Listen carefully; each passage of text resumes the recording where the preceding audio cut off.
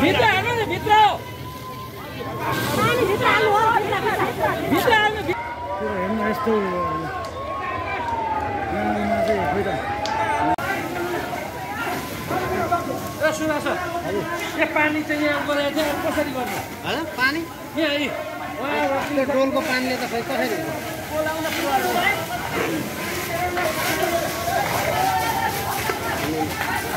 पानी कमाएर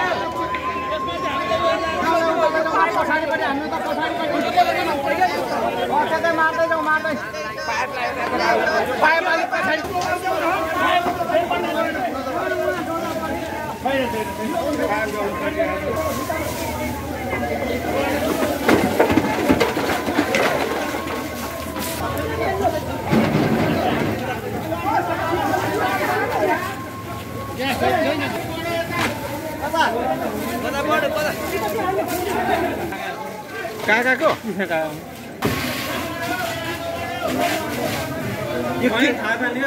के नाम हो घर बेटीको कृष्ण पौडेलको घर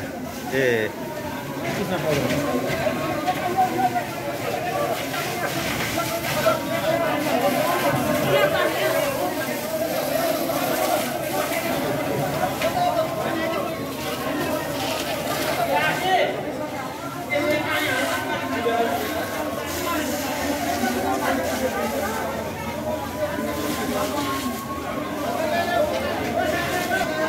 तपाईहरुको छिमेकी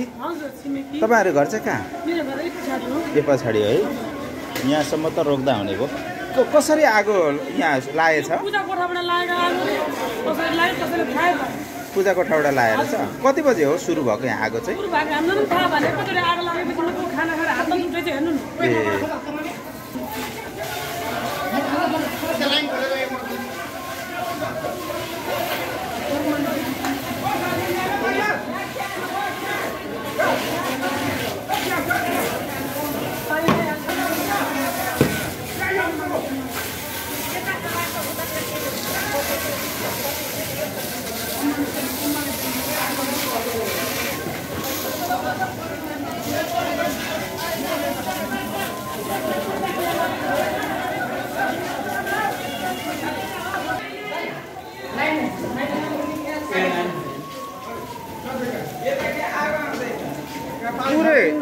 पुरै घर त सफा भइगछ है पुरै भ्याएछ है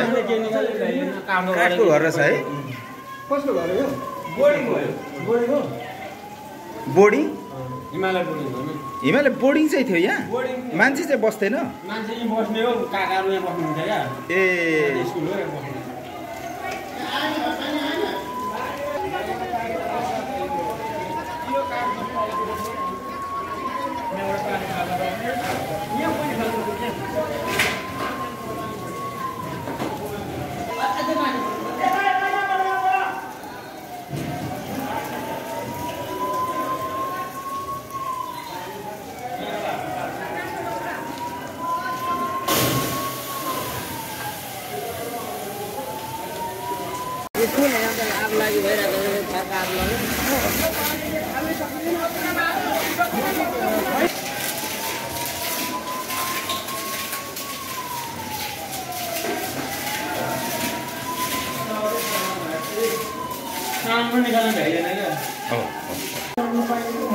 आएको नै सोधेको छु म तपाईँ बस्छु कि लानु त अब कति 20 मिनट कति भयो यो घरमा चाहिँ को बस्नुहुन्थ्यो यहाँ के हुन्थ्यो यहाँ कृष्ण पौडेल बस्नुहुन्छ मेरो काका हो हजुर अनि यहाँ बस्दा स्कुल चाहिँ यता चलाउनुहुन्छ त्यहाँ बस्दै खाना खाने बस्ने यहाँ बोर्डिङ पनि थियो रहेछ होइन बोर्डिङ होइन अलि यो साइडमा आउनु त अलिकति लाइट आएन अब यहाँ क्षति हेर्दाखेरि अनुमानितमा हामी के देख्न सक्छौँ कति जति क्षति भयो तपाईँको क्षति भनेको कुरो यति नै हो भनेर भन्न सक्ने अवस्थै छैन त्यहाँ भएका सामान पूजा भएका कति सामानहरू थिए अब फाइलहरू सबै अफिसै थियो होइन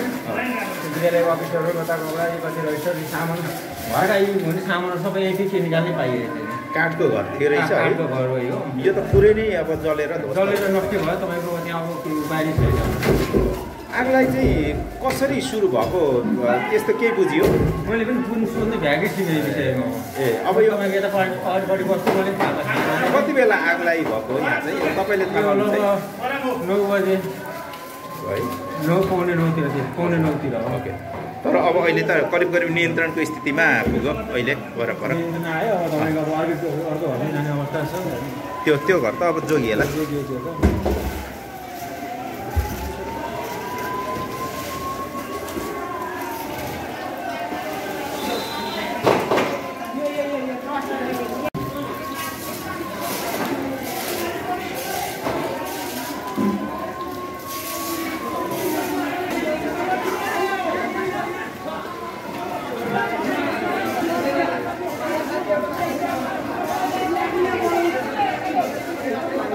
अब चाहिँ करिब नियन्त्रणमा आयो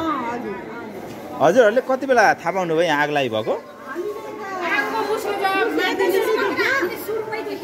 सुरुमै देख्नु भएको हजुरहरू छिमेकी हो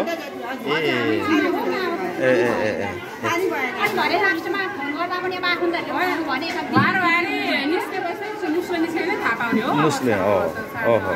है अब त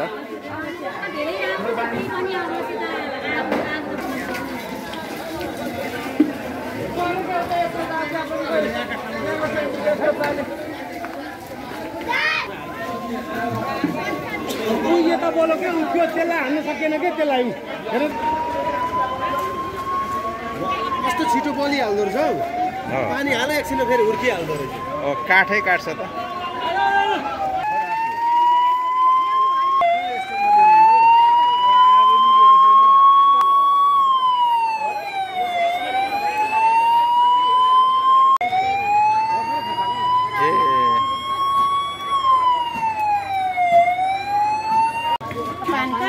यहाँ आगलागीको अवस्था के पाउनुभयो अध्यक्ष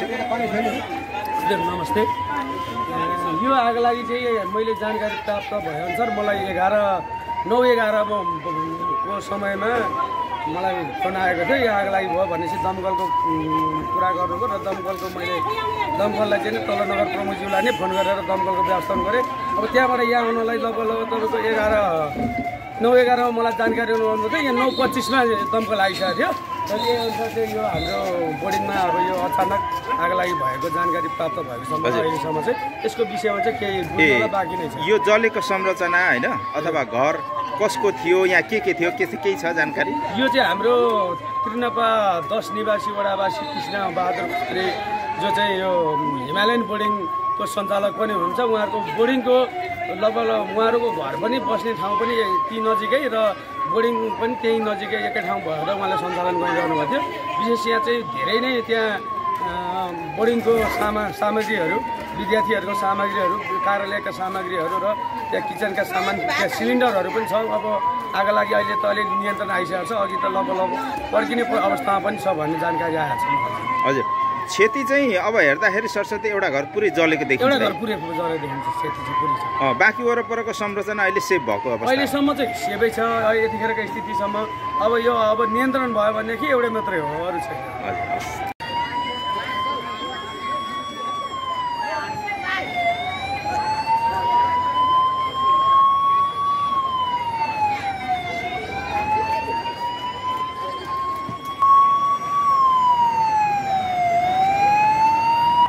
तिमीहरू हिमालयन डेलको विद्यार्थी होइन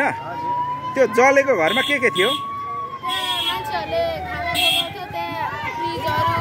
त्यहाँ लुगा पहिला पनि गेट थियो अफिस त्यही थियो अनि एउटा आशीसँग अलिकति भन त कस्तो यहाँ कसरी आगो तिमीहरूले देख्दा कस्तो थियो भन त हामीले देख्दाखेरि सुरुमा त अलिअलि आगो लागिरहेको थियो आकाशै कालो भएको थियो होइन अनि दमकल आएको भए त निप्थ्यो होला तर दमकल ढिलो हामीले फोन पनि गरेको अनि त्यही पनि लोकेसन ट्र्याक चाहिँ गऱ्यो तर खोइ फोन गरेको कति टाइममा आयो दमकल त आगो लागेर सबै कुरा फुटी सिलिन्डर फुटिसकेपछि मात्र हाल्यो हो त्यही भएर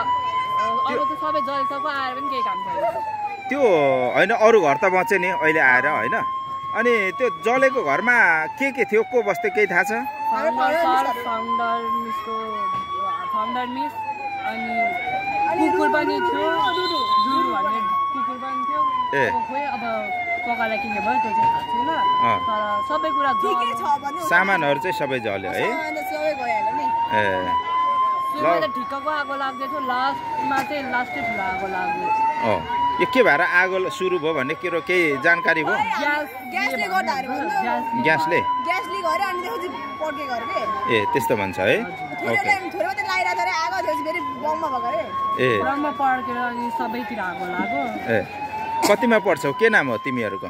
क्लास 7 मा पढ्छु म चाहिँ क्लास 9 मा पढ्छु नाम भन त मेरो नाम चाहिँ अधिकारी मेरो नाम सुम्याङ राई हो ओके ल थ्याङ्क यू